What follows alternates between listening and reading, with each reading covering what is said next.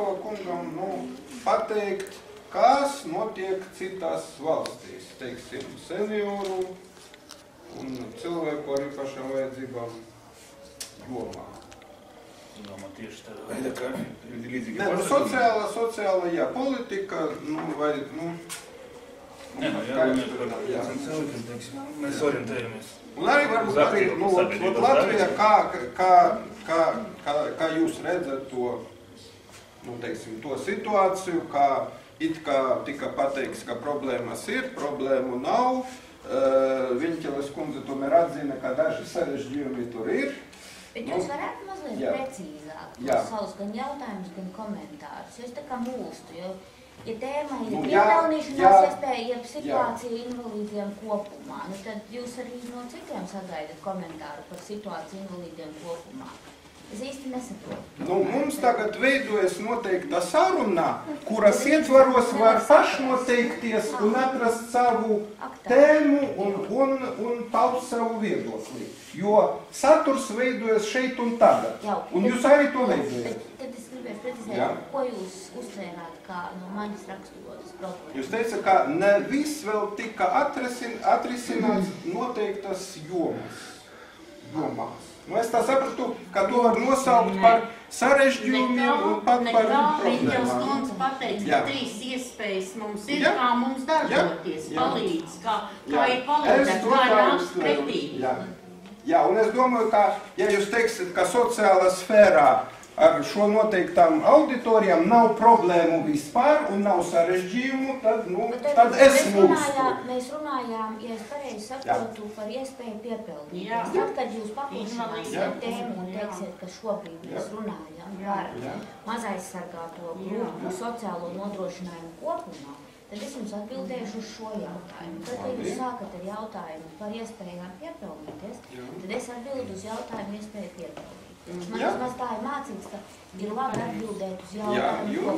Jūs ļoti precīzi apzīmējat šo tematisko loku. Mēs tagad pārējām uz jautājumu par invalīdu stāvokli. Es domāju, ka ja vairāk jautājumu nav, tad mēs to varam izdarīt ar Berdnikova kunga palīdzību. Šajā jomā var pateikt visi. Jā.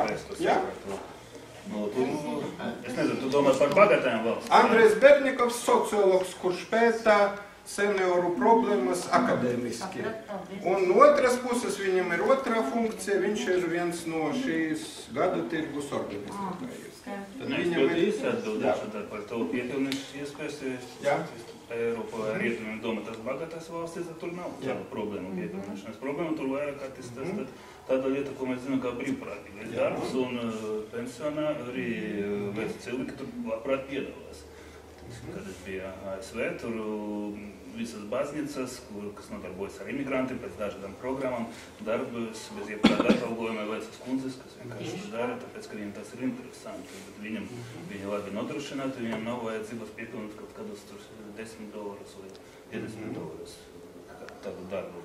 Pie mums situācija ir cita, ka pie mums mēs nevaram prasīt no cilvēkiem brīvprātīgu. Es atvainojos. Berdnikova kungs, es atvainojos. Jā, pie mums Berdnikova kungs runā pat labam.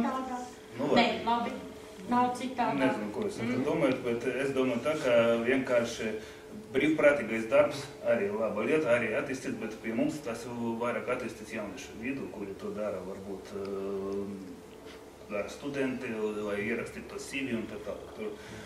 Veci cilvēki pie mums vairāk ieinteresēti tomēr kaut ko piepildīt ar savu darbību, un mēs arī tāpēc mēģinām piedāvāt platformu, lai cilvēki var to izdarīt, jo mēs neesam valsts iestāde, mums rokas nav budžetā, mēs varam to, ko mēs varam, un mēs nevaram atbalstīt ar pabalstiem, mēs varam piedāvāt platformu aktīviem cilvēkiem, kuri pašu rokam var taisīt kaut kādas lietas, kas var ieinteresēt citus, kuri var to iegādāties. Un šajā virzienā mēs arī skatāmies. Katru lietu attīstīt, no Sīnēkungs pieminēja to internetu veikalu, tā ideja, kura ir mūsu galvas, un es rītdien tad izdalīšu arī anketas tirgus dalībniekiem, kur būs arī jautājums par šo internetu, ja kāds cilvēks gribas pieteikties šai iniciatīvai viņš var atstāt savas koordinātas, mēs pēc tam sakontaktēsimies. Otrā lieta skatāmies plašāk uz arī gada tirgu iespējām varbūt rīkojot startautiskas gada tirgus, piesaistot Eiropas finansējumu. Mums ideja Latvijā tad taisīt startautisku gada tirgu. Un situācija ir tāda, ka darām, ko gribam, ko varam. Pēc mūsu vienīgā cerība, ka veci cilvēki paši var kaut ko piedāvāt, un tad mēs mēģinām tos aktīvākus cilvēkus apzināt un arī domāt kopā ar viņiem, ko darīt tālāk. Vēl viens virziens, ko es aizmirsu pieminēt, ka ir tāda tiešām pieredzes apmaiņa starp paudzēm, paužu solidaritāte. Un šai virzienā arī ir vērts padomāt, kā mēs varam organizēt varbūt tos gan pieredzes apmaiņu, gan savstarpēju pakalpojumu sniegšanu starp dažādām paudzēm, varbūt arī vienas paudzes ietvaros, bet starp cilvēkiem ar dažādām iemaņām, un te varbūt var padomāt šīs izglītības, mūža izglītības koncepcijas ietvaros kaut ko, jo daži cilvēki sūdzas, ka, kad es veicu aptvēru, es to konstatēju, ka viņam prasa valodas zināšanas, un viņi jau uzskata, ka viņam tā valoda nav vajadzīga, sveša valoda nav vajadzīga, jo ļoti grūti iemācīties to būdams vairs kā gadu gājumā cilvēkam. Un tāpēc varbūt ir vērts pārorientēt to koncepciju, varbūt padomāt par to, ka vairāk izmantot to, ko cilvēki jau māk, nevis apgūst kaut kādas tādas valodas un kaut kādas jaunas zināšanas, jaunas tehnoloģijas, kas, protams, ir neatņemama dzīves sastāvdaļa, bet varbūt arī to amatniecību reģionālā līmenī var kaut ko vairāk attīstīt un padomāt, kā šo mūža izglītības koncepciju orientēt uz lokālajām reģionālajām vajadzībām. Tādas vispārējas idejas, ja mēs runājam par to piepildīšanas iespēju. Tā, jums bija replika. Jā, Lūdzu. Nav tādas problēmas. Jūs teicāt, kā ārzemēs. Mums ir problēmas, ka mēs strādājam tikai par algu, ka mēs nestrādājam bez algas. Tūlīt pateikšu faktus. Pusotru gadu atpakaļ tikai mēs dabūjām to subsidēto darba vietu.